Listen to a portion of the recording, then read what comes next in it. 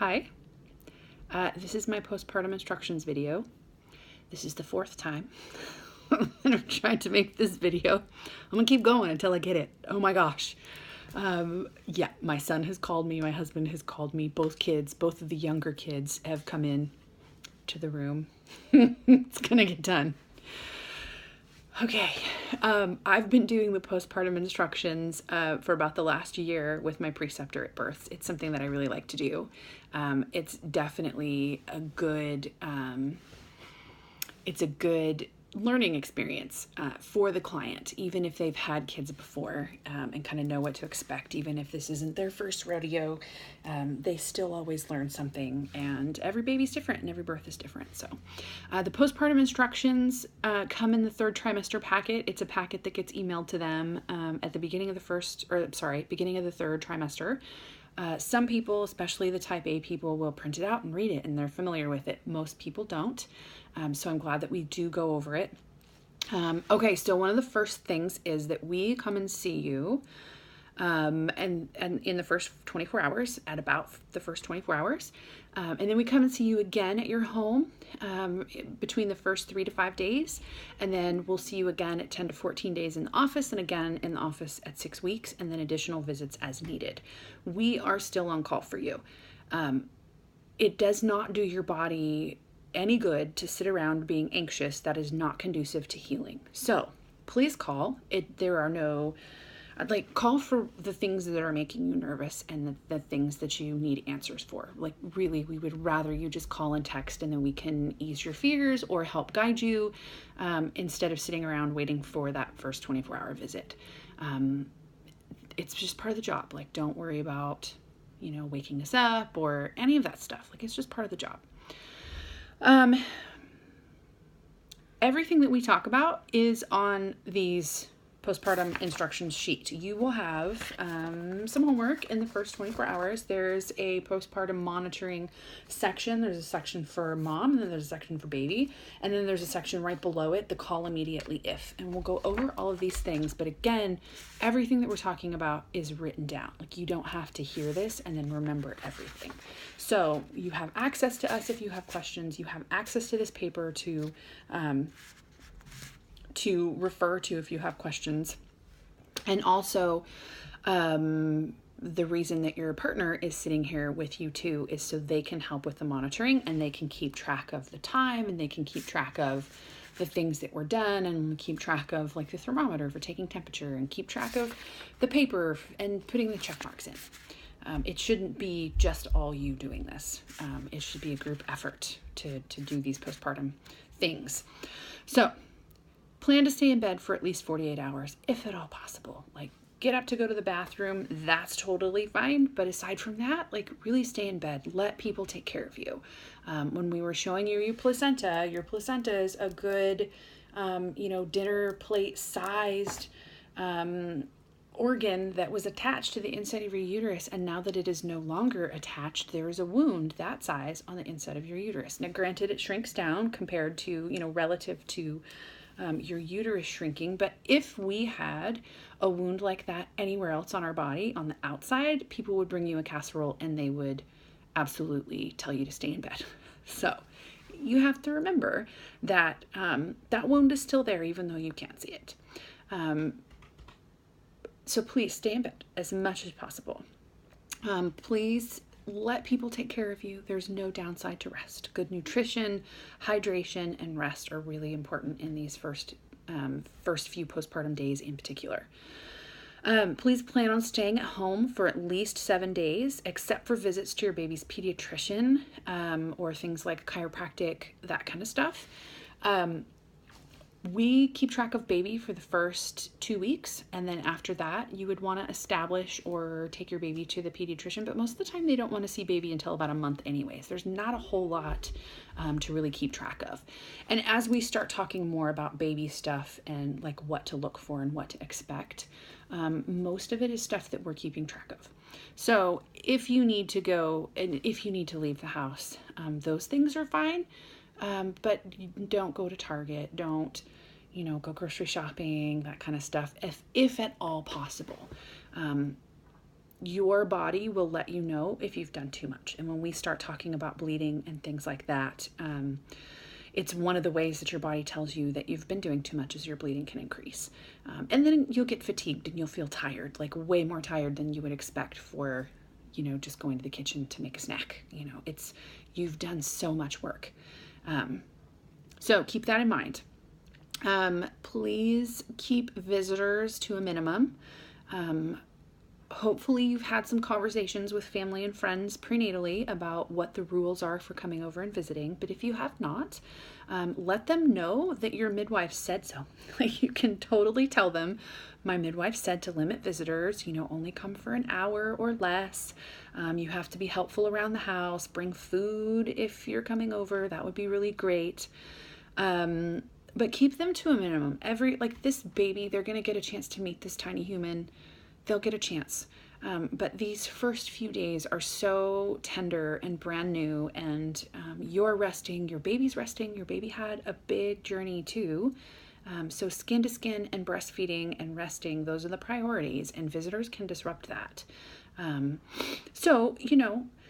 If you're texting pictures and that kind of stuff, that might just have to be enough. And, maybe videos or that kind of thing. But if visitors do come, which, you've got family and friends probably coming and wanting to see baby, and you'll want people to come too. Like, you'll want to show off your new baby, but just know that it can be tiring. So anybody that comes over, please have them wash their hands, even if they're not holding baby. First thing, walk in the door, wash their hands. A lot of times people will post a little note at the door. Things like don't ring the doorbell, knock or text when you get here. And first thing, come right in and just wash your hands. That's totally acceptable. And again, you can tell them that your midwife said so. Like, my midwife says everybody has to wash their hands. So it's totally fine. Friends and family will want to help you, so be clear about what you would like them to do. Ask visitors to help out with household chores and meals. If you can allow them to do the things, let them do it, especially if they offer.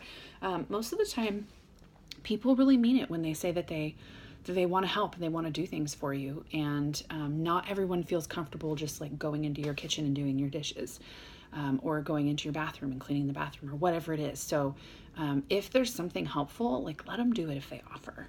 And again, it would be great if people would bring you food. If they're going to come over, bring food and help out. It's going to be so helpful.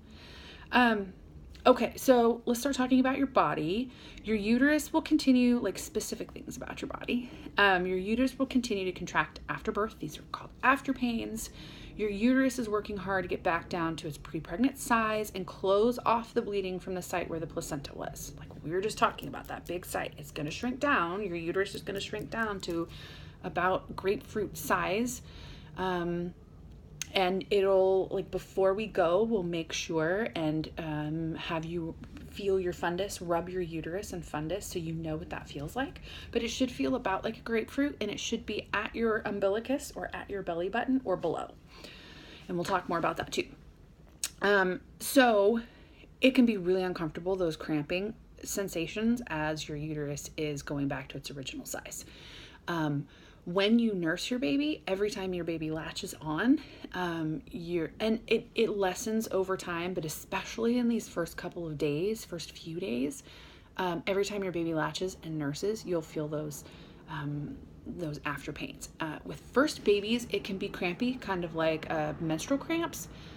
Subsequent babies, it can be quite painful. So it is totally fine to take ibuprofen. According to the bottle instructions for this pain, we'll write down what the instructions are on this, on these instructions as well. It is much easier to stay on top of the pain and not let it get out of control. And then all of a sudden remember that, oh my gosh, this really hurts, and then trying to chase it. You don't want to chase the pain. Again, if you're in pain, it makes it harder to heal. We want to reduce your stress as much as possible. So ibuprofen was not okay in pregnancy, but it's totally fine now. So ibuprofen is important to not only for the pain, but it can help with inflammation as well. So we'll talk here next about your bottom. Your bottom might be swollen and tender. So ibuprofen is going to help with that swelling and that tenderness. Also, when your milk starts to come in day 2 to 4, A lot of that engorgement that you've probably heard of, a lot of that is inflammation and not just milk. So ibuprofen can help with that too. So it's not just for the after pains, it's for a lot of things like the body. Inflammation is natural and normal, but it can also be uncomfortable, and we want to manage it. So kind of based on how you're feeling, when you take your ibuprofen, have a couple of bites of something, at least a couple of bites of something to eat. A snack or a meal would be even better, but just know that it could upset your stomach and that you definitely want to have a little bit of something to kind of buffer that ibuprofen from an empty stomach. Okay, so some other things to help with the after pains, you would treat it kind of like period cramps. Maybe a heating pad on your lower back if you're feeling it in your lower back, maybe a warm rice sock on your lower belly, the things that you do for period pain. Also, you can do arnica. Arnica is totally fine, and it's fine to do with the ibuprofen. So your bleeding at first will seem like a heavy period.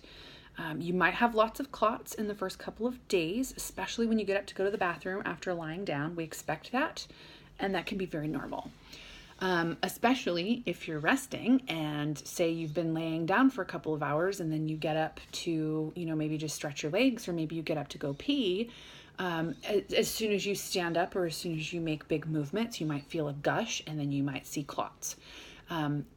That would be normal blood clots. That's what it does. And so if it pools in your vagina and then you stand up and there's a bigger clot, that can be very normal.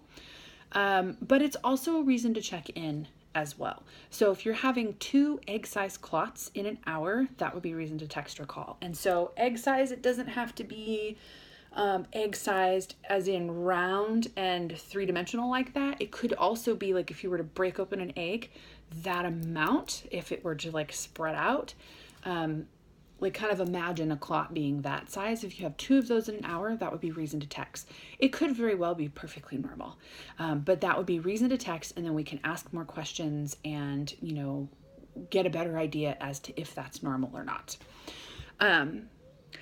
So your bleeding is going to be like a heavy period. First 4 days-ish, your blood should be bright red. Later it will begin to darken and your flow will become less, much like a period. Most women can switch over to mini pads at 3 to 4 weeks when the flow begins to look clear or white with some brown streaks, but many women bleed for a full 6 weeks after birth. That is normal. But if you stop bleeding sooner, yay for you. Like, that's great. You should expect your bleeding to become less each day. And like I was saying before, if you find that you did too much and your bleeding increases, that's your body telling you to slow down. So pay attention to your bleeding in that regard too. So another thing to be mindful of as far as bleeding, if you are soaking through a Depends in an hour, that would be reason to call. If you're soaking through 2 postpartum pads, like 2 of the bigger pads, if you're soaking through 2 of those in an hour, that would be reason to call as well. Again, that could be totally normal, but that would be a signal to like really kind of troubleshoot and figure out why you're bleeding more, like what else is going on, and see how you're feeling overall and ask some questions. And when we say like filling a pad, we mean saturating it. So if you were to like hold that pad up and it were to drip because it absolutely cannot hold any more liquid, that would be saturating. Like you can fill a pad and it not be as full as you think it is. So if it's like really full and heavy, that would be reason to call. So 1 Depends in an hour and 2 postpartum pads in an hour. One of those. Okay, so we talked a little bit about your bottom being swollen and sore. Try to avoid sitting in a way that puts pressure on your perineum. Recline, lay down, unless you're eating or nursing for the first 48 hours. Just really kind of try and keep the pressure off of it. Even if you didn't have any tearing or lacerations or anything at all, any like paper cut kind of tearing, it's still going to be swollen and sore. It just went through a lot pushing out a baby of any size. Like it's a lot. So try not to sit directly if you can, especially if it's uncomfortable. Cold packs might help.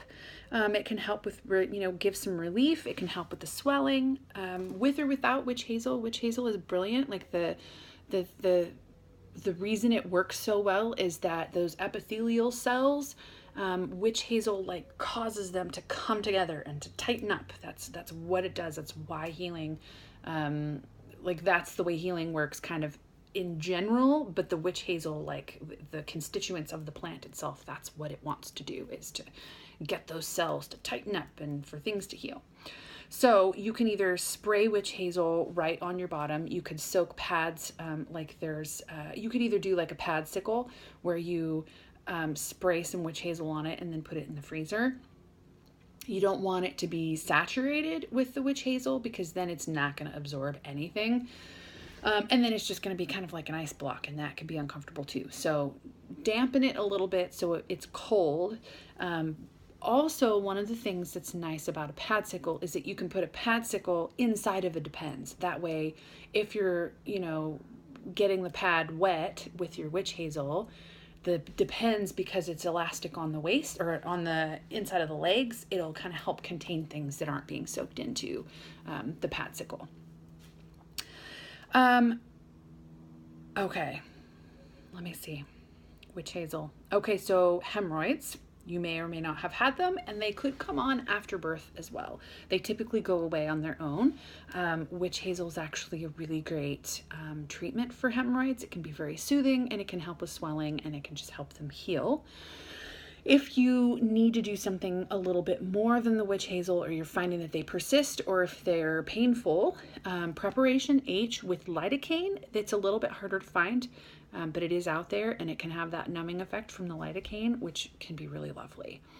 You can get lidocaine sprays like at Walgreens. You can order it off of Amazon. Those are fine. Be mindful of ingredients, that kind of thing. Let us know if the pain is that uncomfortable where you're needing to use something like that.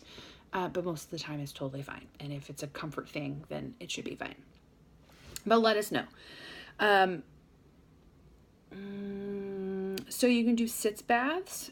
We have some postpartum herbs that you can make a tea with, and you can put them in a sitz bath, or you can make a strong tea and put them in a bath and just do a shallow bath and sit in the shallow bath. Those herbs have healing properties that can be really nice to sit in.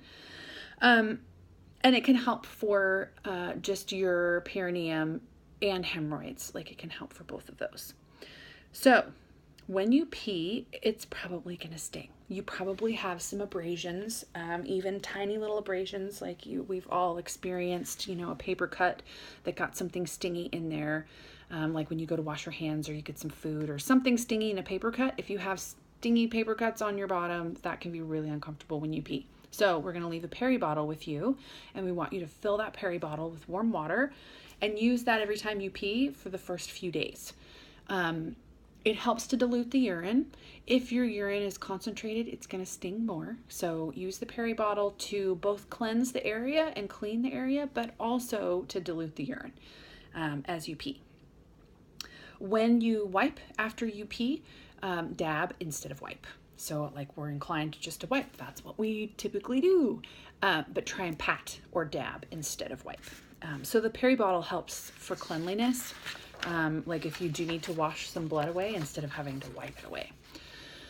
It can be tempting to avoid drinking because you don't want to pee, because if it hurts to pee, please don't. Actually, the more you drink and the more diluted your urine is, the less that it will sting. And drinking is going to be so important for milk production, for pooping, which we'll talk about next. Like it's going to help keep constipation away. Like there's so many really important reasons to keep drinking. So again, peri bottle, use the peri bottle to dilute that urine. I was talking about just a minute ago, cleansing and using the peri bottle to cleanse.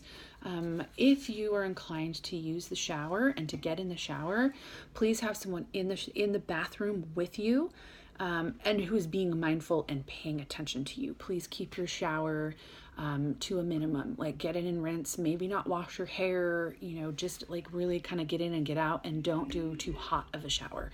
Sometimes being in the hot shower can tank your blood pressure, and we don't want you to pass out in the bathroom, in the shower. So that's why we have somebody in there making sure that you're not passing out or feeling woozy. If you're in the shower and you do feel woozy, please just sit down.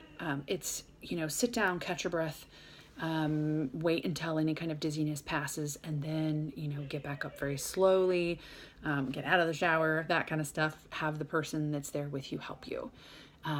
Even if you're just getting in, maybe consider just getting in to just like rinse off a little bit. Like if you're rinsing off your bottom, if there's, if you have some blood that you're wanting to clean off, maybe just not take a full hot shower, even though it might be tempting to take a big, nice, long hot shower. Wait a day or two.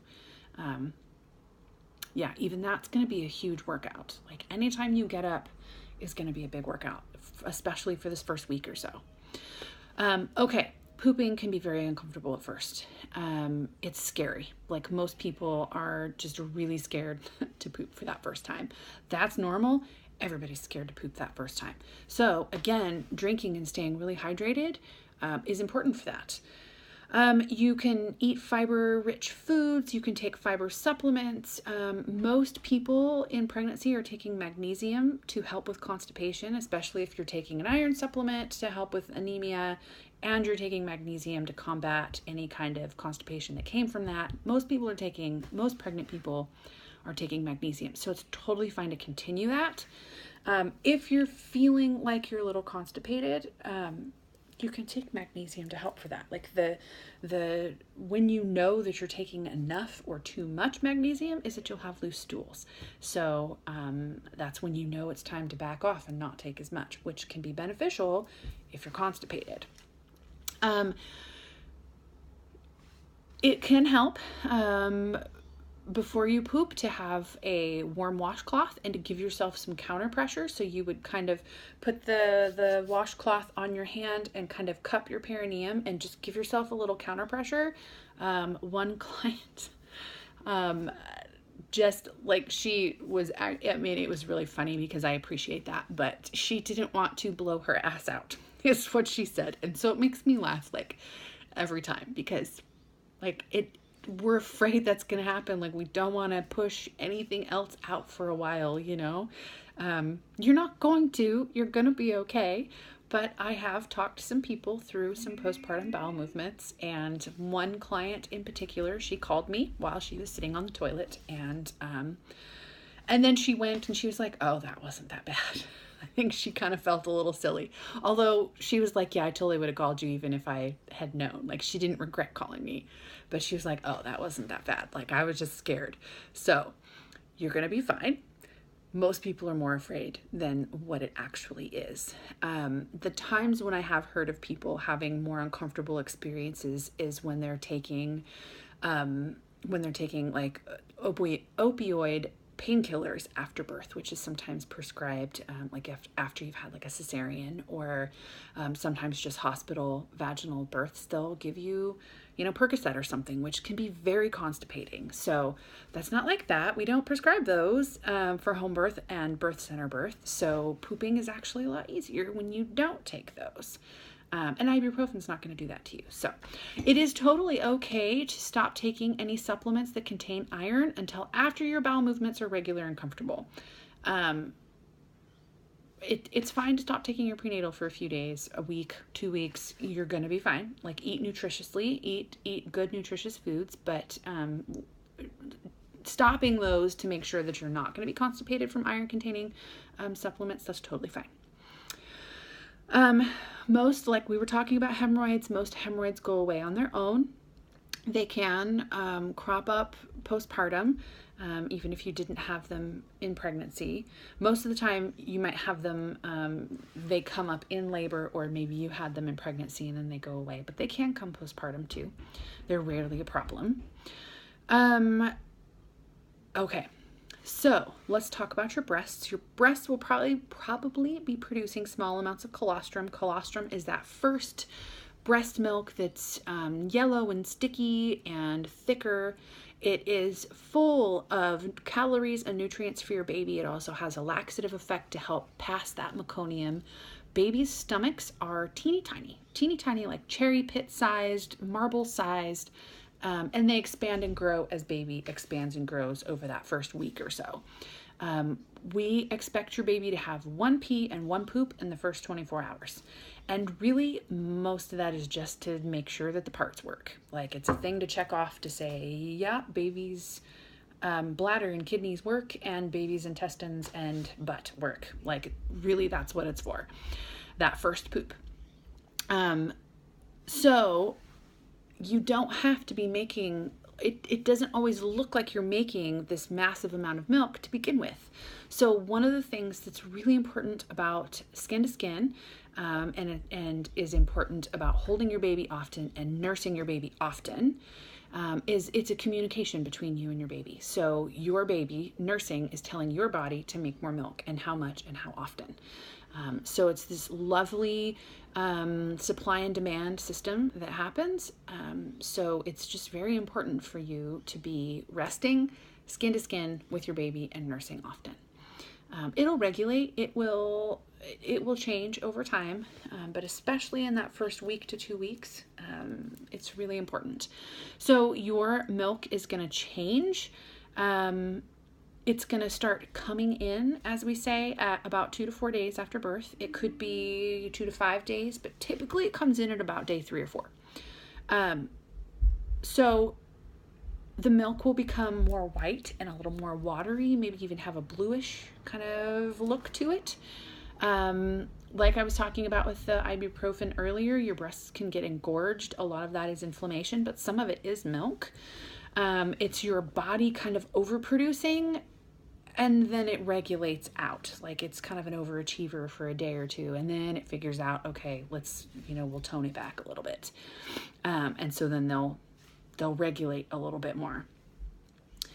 It is important that your baby is latched correctly for each feeding, and for you to be mindful about how baby is latching, because if baby has a good latch, then they're going to transfer that milk well, which means that communication to your body is done better. It's done well.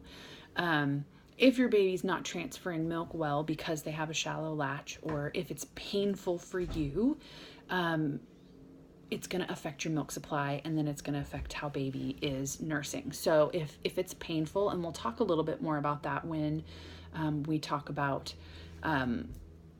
what to look for in baby, as far as like the things that you're watching for. And we'll talk more about this too when we get baby latched and we see you nursing.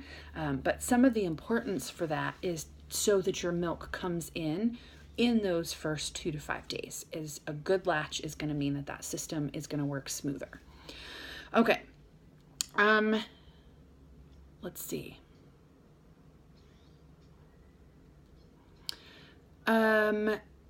So we talked a little bit about that engorgement. It can be uncomfortable. You may feel the sensation of that letdown and notice that your baby is swallowing in earnest and then getting milk drunk at the end of a feeding.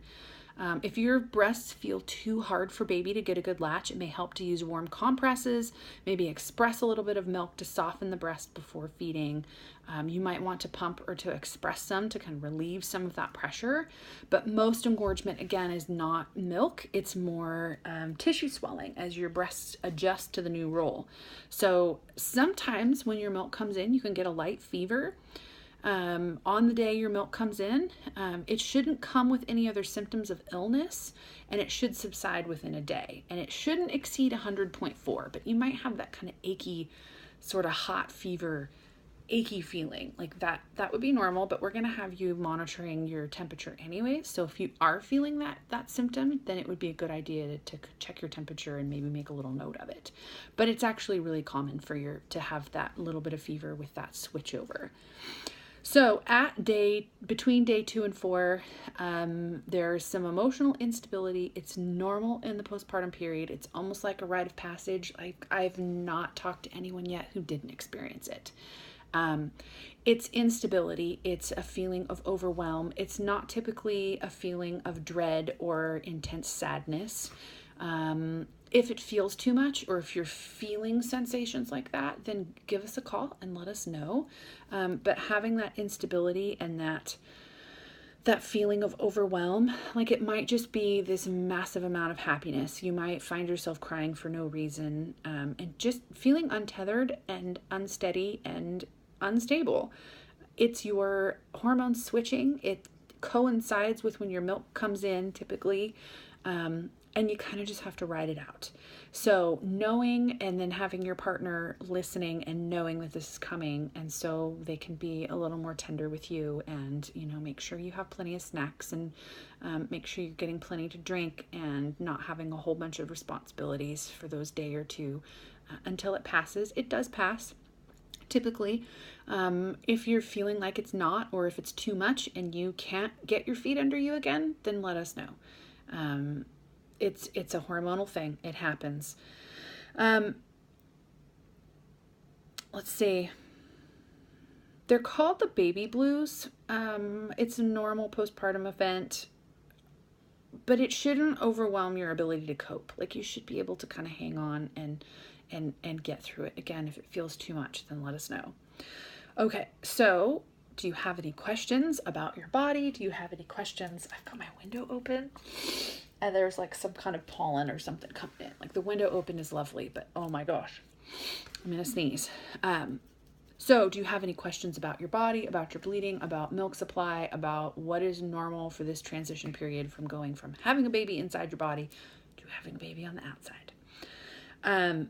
Okay, so the next part is postpartum instructions for baby. Breathing should not seem difficult, but maybe irregular. Newborns are weird. Newborns have never experienced life outside of the womb ever before. There is just this massive amount of first experiences for baby, and it's a lot. So what we expect a baby and how we expect them to act, they don't always do what we expect them to do, and it can still fit in that realm of normal. They're figuring it out. So breathing should not seem difficult, but irregular is normal. Babies should have normally 40 to 60 breaths per minute on the first day. So in that first 24 hours, which you're going to be keeping track of. So, and then 30 to 40 breaths per minute after that. If your baby is upset, if your baby is trying to nurse, if your baby is in a really deep REM sleep, it can be more. If your baby's if your baby's respirations go up to 80, but then come back down because they were upset and now they're calm, that could be normal. It's just when they're sitting there relaxed and nothing is bothering them. If it's more than the 40 to 60, then let us know. It shouldn't seem like they're trying really hard to breathe. So some of the things that would alert you to them having a hard time breathing is if their nostrils flare when they breathe, if your baby's grunting. So if every time they take a breath, if it's kind of cute, but it's not okay for them to breathe like that. That is a sign that it's hard for them to breathe, that they're working too hard. Notice their color. If they're blue around the mouth or the lips or the nose, or if they're blue on their chest, that would be reason to call right away. And it's on the list on the back. There's the postpartum, like the check marks, and then below that is the list of call immediately, and these things for baby are on that list. If that's the case, if you look down and notice that baby's a little bit blue, the first thing to do is to move them. Tip their head back a little bit to where they're in that sniffing position, to where you can kind of visualize that their windpipe is nice and open and straight. Their little windpipes are teeny tiny, and sometimes it can, get bent. Maybe they're not getting enough air based on how they're positioned, because they can't really, they don't have a cause and effect yet. And so if they're not breathing well like this, they don't know to lift their head up to get more air. Like, that will come with time, but when they're a newborn, you kind of have to troubleshoot that for them. Part of one of the things that's important for skin to skin and like having baby on your chest is that you're helping that baby to know how to breathe. Like, your babies listen to your heart rate, your babies listen to your breathing, your babies had that temperature regulation his whole life. And so now that they're on the outside, having that skin to skin can still trigger them to normalcy. And so having skin to skin can help regulate their breathing too. Let's see. Babies need to breathe through their noses. If your baby is sucking well, he's probably breathing well also. So when you're nursing, part of the reason why their little noses are tipped up and curved are like little picky noses, most babies, the reason why it's like that is so they can breathe when they have a breast up in their mouth. If they are smushed in, they will pull their head back. That is a reflex that they have to do that. Sometimes getting their chin in farther can get a deeper latch and also give them more room to breathe. So instead of like smashing their face into your breast like this, if they're smashing in like this instead, they can breathe and they might get a deeper latch as well. But we'll show you that as we're nursing because it's hard to describe without showing you with baby. Okay, so newborns don't regulate their own temperature very well. Like I was saying earlier, they need your help to stay the right temperature. So overdressing can be as much of the problem as underdressing. But the way to know if a baby is a little too warm, feel their chest, feel their core. If they're sweaty, take a layer off. The best way to regulate your baby's temperature is skin to skin. You have just lots of circulation in your chest. Women's bodies, pregnant and birthing people who have uteruses also have circulation in their chest that is conducive to warming a baby. Skin to skin with mom, partner, dad, other mom, whomever, skin to skin, either one is going to be great, but particularly lovely with mom. If you're worried about baby's temperature, skin to skin is going to be best. That will regulate temperature the best. Babies should be matching up to you. So when you are taking your baby's temperature, if it's below the number, so like maybe your baby's temperature is 97.2 and your temperature is 97.2, that's fine. It should match up with yours. If it's tracking with you, that's okay. Normal baby temperature is 97.6 to 99. When you check your baby's temperature, you'll check in the armpit. Never use a mercury thermometer. Always do the thermometer under the armpit.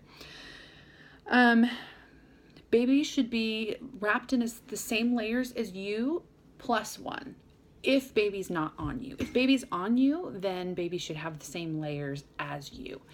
So if you're both wearing sweats and a t-shirt, baby should wear sweats and a t-shirt too. If baby's on you. If baby's not on you, then sweats and a t-shirt and one more layer. So like sweats and a t-shirt and a blanket, that kind of thing. Like they're going to be dressed about the same as you plus a little bit more.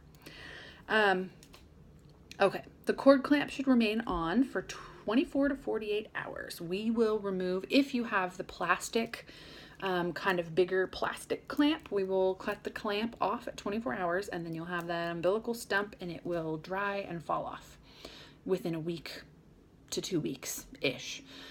If we used a cord bander and there's the little tiny rubber band around the cord, the whole thing will fall off. The cord will fall off when it's done drying and it falls off and the band will just stay. Typically with the cord band, the umbilical cord stump, for whatever reason, falls off sooner. I'm not sure why, but that tends to be the way that it works. You want to keep the cord stump clean and dry. So fold the diaper over, fold the diaper under to avoid rubbing. It is not recommended to do alcohol or peroxide. Don't put anything special on it. Some odor is normal. They can get pretty stinky as they're ready to fall off. Like it is rotting flesh. It is decomposing rotting flesh. It's kind of gross. And it can be stinky. If you notice that there's inflammation or red streaking or, red irritated around the outside, if it's bleeding, if it's pussy and, weeping, that would be reason to call. But just stinky and dry, that's pretty normal. It's probably going to fall off soon. Keep it dry. For little boys, when you're changing their diapers, peepees point down. Like when you're putting the diaper on, when you're changing their diaper, boys like to pee when you take their diaper off. But when you put the fresh, clean diaper on, point their peepee down and then put the diaper over the top of it. Because if they're pointed up, they'll just continually get themselves wet. They'll pee up and out their diaper, and then it can actually make the cord take longer to fall off because it doesn't get a chance to dry because they're always peeing on it. So little girls, you don't have to worry about that as much. I mean, still fold the diaper down so it's underneath the cord, but they don't pee on themselves the same way little boys do. Okay, so for baby, urine should be passed within the first 24 hours after birth. Although you should not expect very wet diapers until the baby is getting that mature milk, which will come in at 2 to 4 days. It's usually by the end of the third day. Once your milk is in, baby should have 6 to 8 wet diapers per day. Kind of the loose rule is that baby should have 1 wet diaper and 1 poopy diaper on the first 24 hours. 2 on the second day, 3 on the third day, 4 on the fourth day, 5 on the fifth day, and then by day 7 or 8, it should be 6 to 8 wet and poopy diapers every day, and it'll kind of plateau, and that will become the new normal. And remember that this is in a 24-hour period. So stool should be passed within the first 24 hours after birth. Baby's first stool will be black, tar-like meconium. You can oil baby's bottom with olive oil, coconut oil. Olive oil tends to be the easiest because you kind of just pour it on. Especially for little boys, it's harder to get meconium off of testicles and scrotum area because they're just so wrinkly and swollen after birth, whereas it tends to wipe off a little bit easier for girls. But by all means, you can just kind of slather them in olive oil and then it just wipes off much easier. When your milk starts to come in and it's that more mature milk, the baby's poop will go from being a black and green kind of tarish color. Gradually it will change to being more brown, then more yellow, and then normal breastfed baby poop is going to be kind of like French's mustard, very yellow and kind of seedy. And it just changes as your milk changes and as that meconium is flushed out. Feed your baby on demand. When you see your baby sticking their hand in their mouth, when you see them sticking their tongue out, that kind of thing, when you see them opening their mouth and bobbing their head around, when you see them rooting, when you touch their cheek on one side and they open their mouth and turn towards it, these are all reflexes and communication from your baby to you telling you that they want to eat. It is much easier to satisfy and feed and properly latch a baby. Oh my gosh, pollen. It's so much easier to latch and get your baby nursing and satisfied before they start to cry and freak out. It's just easier if you can get them latched beforehand. So it's not always the case. Like sometimes they start to cry and that's okay. Like feed them pretty much everything babies need. Breastfeeding is going to solve the problem. If they're tired, nursing can help them go to sleep. If they're upset, granted, if they're upset because they need a change of diaper or if they're cold or hot, troubleshoot all the things. But really being at your breast is their happy place. It's the place that's going to make them feel safe and warm, and it's where they want to be. And it's communicating to your body to make more milk. So nurse your baby on demand. They will probably want to nurse every hour to 3 hours. Anywhere in there is very normal. And sometimes they'll cluster feed where they'll nurse and nurse and nurse, and then they'll fall asleep for 30 minutes-ish, and then they'll wake up and nurse again, and it just feels like all they're doing is nursing for hours. And then they might take a big, long nap. That's normal. Maybe there's a growth spurt. Maybe, they were just communicating that they need more milk coming up because they've got a growth spurt coming up. Like cluster feeding's normal. Most people are a little shocked by it, but know that it's probably coming. Nursing on demand is listening to your baby communicating to you that milk is important. Don't hold off on breastfeeding before your milk comes in. That colostrum is just as important. And they are getting something when they're nursing that colostrum, and they don't need a whole lot. So even though they might be nursing all the time, and you're thinking, oh my gosh, they're not getting enough, they're not getting what they need, go based on how your baby is behaving, but also go based on how your baby's peeing and pooping. So if there's output, it means there's input. Even though there's not little lines on your breast like there is a bottle telling you how many ounces the baby got, their diaper will tell you. And there's the brilliant diapers now that have the little line that if they're peeing, maybe the line, I don't know, is it yellow and it turns blue, or it turns color, and so you can tell, it signals you that baby peed. So if you're not sure, look at the line on there. Look at the line on the diaper. Go based on how much what their output is. You will need to wake your baby to feed every 3 hours, for sure, every 3 hours. if the baby's not waking on their own. Like sometimes they might have a longer stretch, a longer nap, and we should talk about that really quick too. Your baby's probably going to take a big, nice long nap, and it's a great time for everybody to sleep. It's a great time for everybody to have that nice long nap. But this is the first and only long nap for a while, like long nap. We're talking like maybe 5 or 6 hours, 4 to 6 hours, somewhere in there. They'll take a big long nap. Everybody should sleep if they possibly can. And then after that, wake your baby up every 3 hours.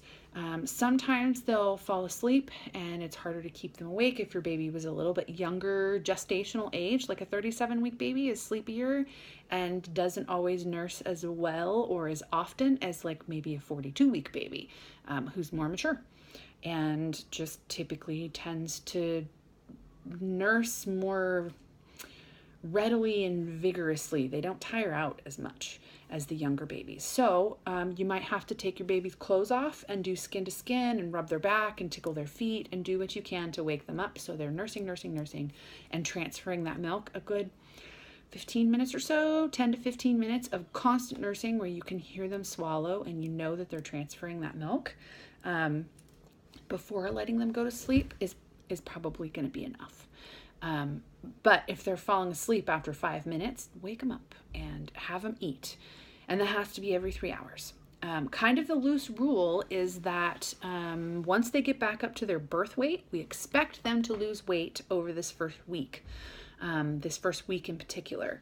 Once they gain that weight back and are back to their birth weight, then you can let them sleep a little bit more. But until then, you want to wake them up at least every 3 hours. It's normal for newborns to lose up to 10% of their birth weight in the first days after birth, and we will keep track of that. We're going to weigh your baby at each visit. And the peak of that loss is usually at that 3 to 5 day visit, closer to 5 days. And then your milk comes in and then they start to gain again. So it's totally normal. Like we expect that and it's normal. And we'll keep track of their weight over that time to make sure. So just keep nursing. Let's see.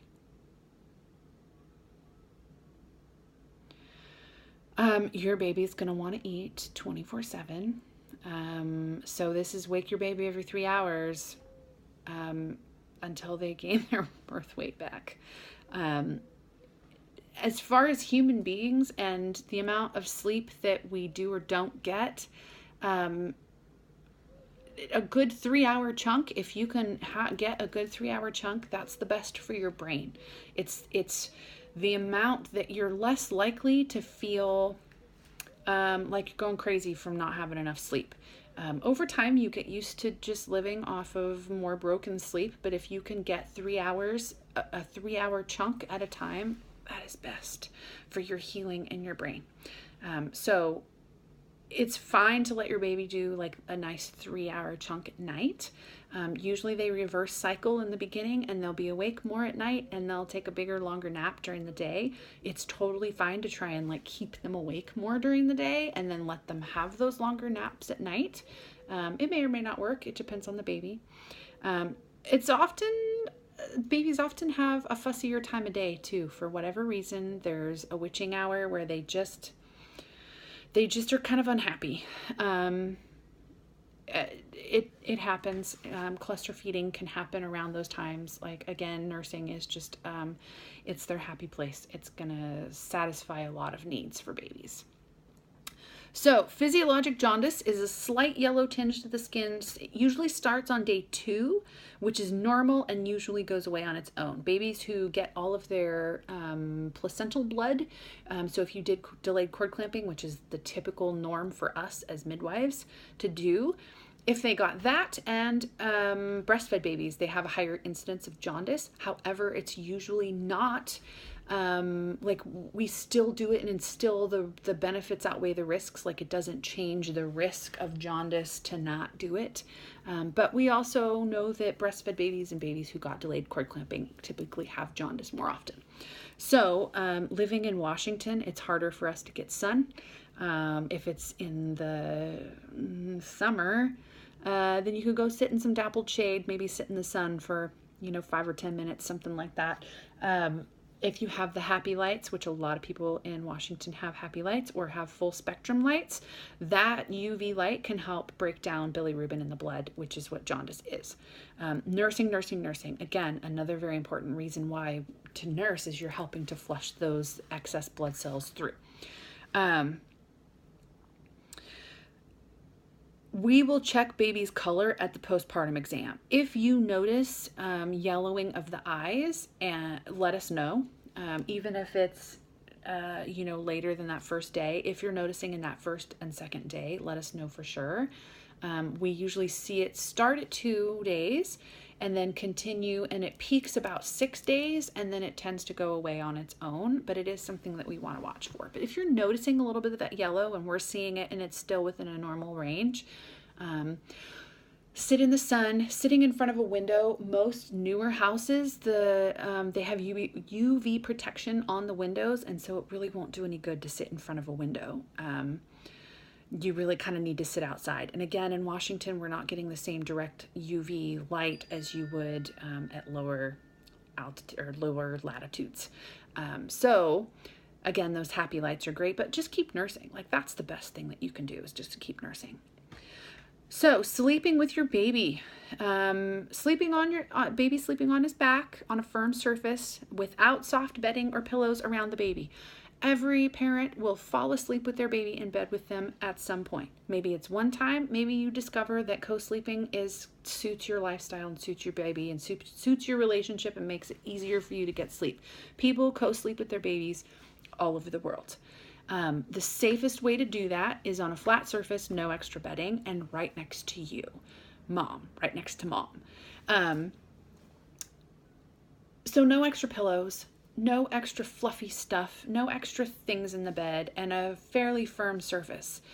If you need more information on it, Dr. James McKenna at the Notre Dame University has a sleep lab, a mother-baby sleep lab, and they've done studies on safe sleep, and they have good tips. But really, the basis of it is don't take anything that's going to impair you. Even things like a Benadryl, if it really affects you and it kind of knocks you out, then don't co-sleep with your baby. Don't drink, don't use cannabis, don't smoke marijuana, don't use any kind of drugs that are going to impair you. Otherwise, co-sleeping can be really lovely, and it can help everybody get more sleep. It's definitely something to try, even if you're not sleeping, but to try side-lying nursing. It's a great way to rest. So say you're resting in that first 24 hours, like we ask you to, and you don't want to sit up because you're sitting on your perineum and it's uncomfortable. If you can figure out how to successfully nurse on your side, you can get that more rest and nurse your baby. And we can help you learn how to do that. We can help practice that before we go, or when we come and see you in 24 hours. Let's see. So one more thing about sleep, we are very aware of our surroundings, our immediate surroundings when we sleep. If it's outside of kind of our personal bubble space, we're less aware. But if baby's right up next to you, like, you will find the baby moves just a little bit and you are aware. Even if you're not fully like awake aware, you are bodily aware of your baby.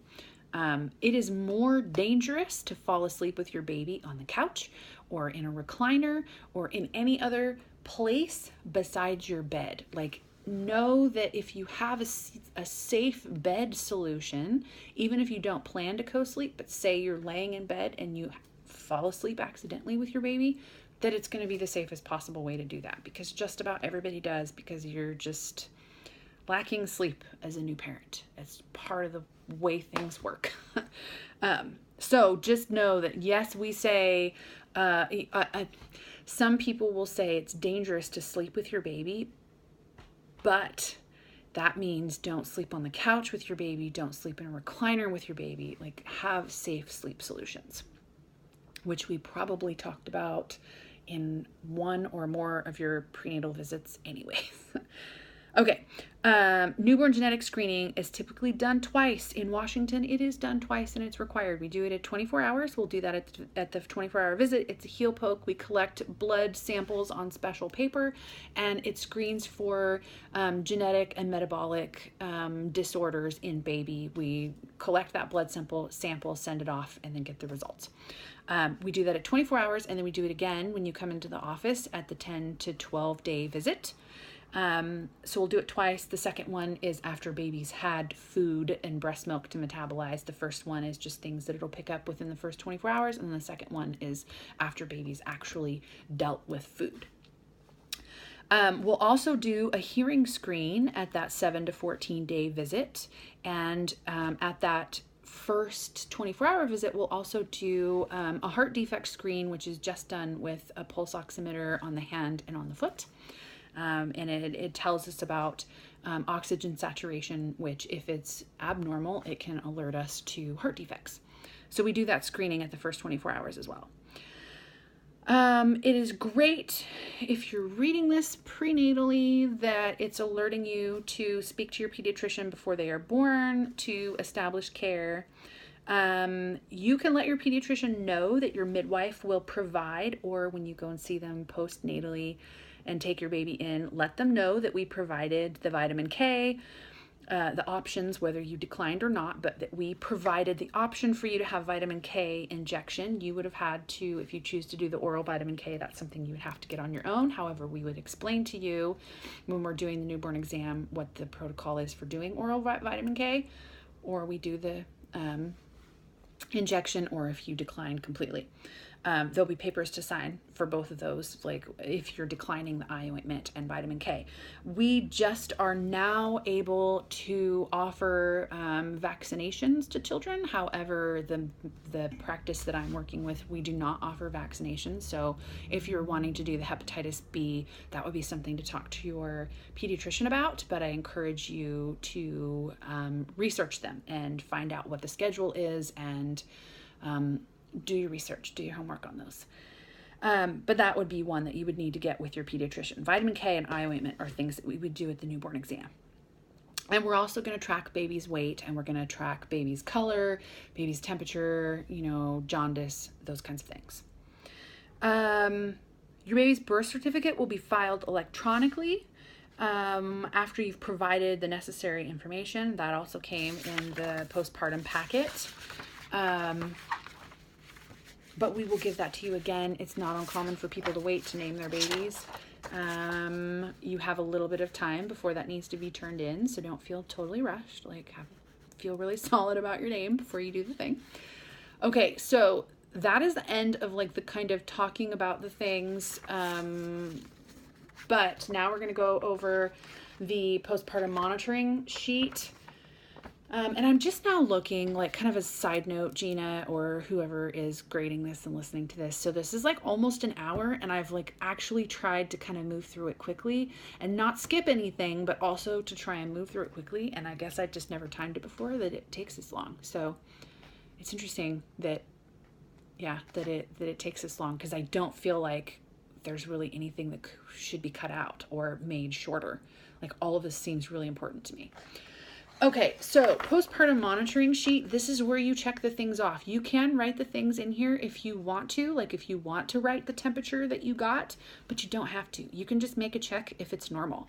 So in this first 24 hours, you're going to be monitoring things for baby and for mom. And so it's best if you monitor together at the same time when everybody's resting and chilled out. So if you just got up to go pee and then decided to take your pulse, it could be a lot. It could be 120 beats per minute or more. It's a huge workout, even just to get up and go pee. Your body's tired, and so your pulse is going to reflect that, and that's very normal. But if you're resting and chilled out, that would be a good time to check both you and baby together. So we want you to check these things every 4 hours. I keep touching my desk, and then it's making the camera move. So we want to have you check these things every 4 hours, but you also don't have to set alarms for it. It's good to set an alarm kind of during the day so you know that you're checking and tracking every 4 hours, but at night, don't wake up from a nap in order to do these things. Prioritize sleep over this. However, you're going to be getting up every 3 hours anyways, to nurse your baby. So, but just know that these are guidelines and not rules, and you're not going to get in trouble or anything if you don't do it like right at that 4-hour mark. So check the following every 4 hours for the first 24 hours, and then once a day for the next 3 days. Like, you want to still keep track. And on my postpartum sheet here, it says day 5. I think it's good to continue to keep track of these things until your milk comes in. And then things will kind of plateau and regulate and even out a little bit more. Things will start to change once those big transitions have happened. Temperature, normal range for baby. This stuff is for baby first. 98 to 99 under the arm. Back under this baby section, it says 97.6 to 99. But for the sake of simplicity, 98 to 99. However, again, it should match up with you, especially if you've been skin to skin. Respirations. I want you to count your baby's respirations for a full minute. So maybe put your hand on baby's chest, watch that rise and fall, maybe count every inhale, because sometimes it's hard to tell like what a full respiration is because babies can breathe really weird. So they might be breathing erratically, which is totally normal. They're trying to figure out how to do it. Their body's working it out. But it can be hard to count. So that's why we have you count for a full minute. So if babies are breathing like this,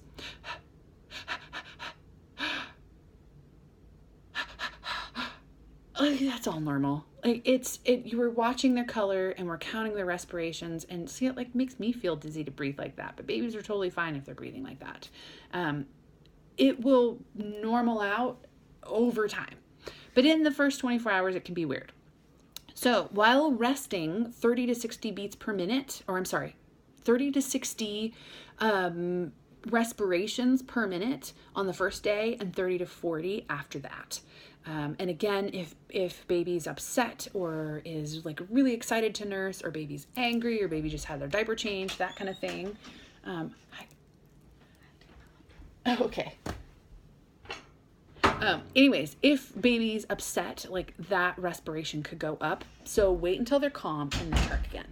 Color, no blue, pale or dusky color of the face or the trunk, no jaundice in the first 24 hours. If the baby's, check mark to show that baby's pink. If baby's hands and feet are bluish purple, that's totally normal. It's just, they just have an immature circulatory system. That's normal. Hands and feet blue are normal. The rest of the body should be pink.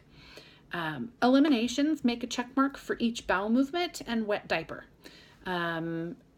Most of the time we see at least a bowel movement before we go after baby's born, but not always. So in the first 24 hours, make a check. For the mother, in the first 24 hours, check the following every 4 hours, then twice a day for the next 3 days. Temperature, normal range is 97 to 100. Take an oral temperature. Just do you and baby, like back to back. Take yours and then take baby's. Pulse should not exceed 100 beats per minute twice in a 1 to 2 hour period. If you got up to go to the bathroom, like I was saying earlier, and then you took your pulse, it could be higher. So take this at rest. Your uterus, it should feel round and firm and the size of a grapefruit at or below your navel when massaged. This is when we would also talk about, and I would teach you how to do that. And I would make sure that you know where to find your uterus, what it should feel like. If your bleeding increases, one of the first things that you can try and do, two first things that you can try and do, try going pee. Sometimes if your bladder is full, it can keep your uterus from clamping down. So try and pee and then rub your uterus to stimulate it to contract.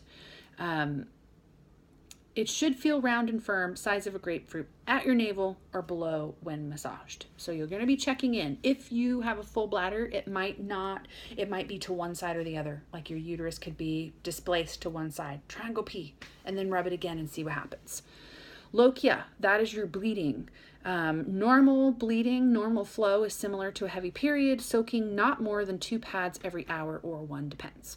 So my number is on here. So you have it. It should be in your phone already, but if it's not, it's right here on the sheet in case somebody else is calling for you. Call immediately if anything from the above chart is outside the normal range. And the things that you do to troubleshoot are not working, call. If you're unable to wake your baby for a feeding, that would be reason to call. If you're unable to get your baby to latch and it has been more than 3 hours since the last feeding, even in the middle of the night, call. If you soak or completely saturate those 2 large pads, or a depends. If you pass a clot larger than an egg, we say 2 clots in an hour larger than an egg, but usually if you're passing a clot that size, you're kind of worried about it anyway, so just go ahead and call and let us know. If your bleeding or discharge is foul smelling, if it has an infection-y, not right smell to it, let us know. If you feel lightheaded or pass out, if your uterus is soft and does not become hard when you massage it, or it seems higher up than your belly button, if your bottom becomes increasingly painful or swollen after the first 24 hours, if it gets worse instead of getting better, if you feel the need to pee, urinate, and you can't, or only pee a little bit and just keep feeling like your bladder needs to empty more, then call. If your after pains worsen after the first day, or if you experience abdominal pain or tenderness that is not associated with the after pains. So if your belly is tender all the time and it's not just when baby latches and you feel that cramping, then let us know. If you have visual disturbances or a headache that is intense or persistent, comes out of nowhere, if you're having nausea, vomiting, if you have painful lumps in your breast, a painful lump or more in your breast, if it's red or hot, a red or hot spot in your breast, let us know. If you experience persistent feelings of intense sadness, anxiety, distress, particularly if they interfere with caring for your baby, you or your baby. If you experience distressing thoughts or thoughts of harming yourself or your baby, that's more than baby blues. Baby blues usually last, baby blues shouldn't last really more than 2 weeks postpartum.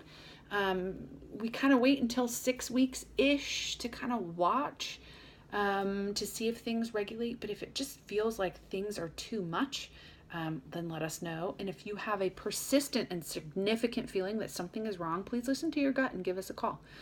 We can help you troubleshoot that and maybe alleviate some of those fears, and help troubleshoot. Like, call if you think something's wrong. Like, it could be a signal that maybe things aren't settling for you, but it also could be that there's something going on. So we honor that and we trust that, and we want you to listen to your gut too. So please don't sit and be anxious. If you have questions about any of these things, now would be the time to ask any questions, both you and your partner or support people that are with you. And I think that's it. It's 1 hour and 7 minutes. Oh my gosh, like that's crazy that it took that long. Like, it never feels like it takes that long.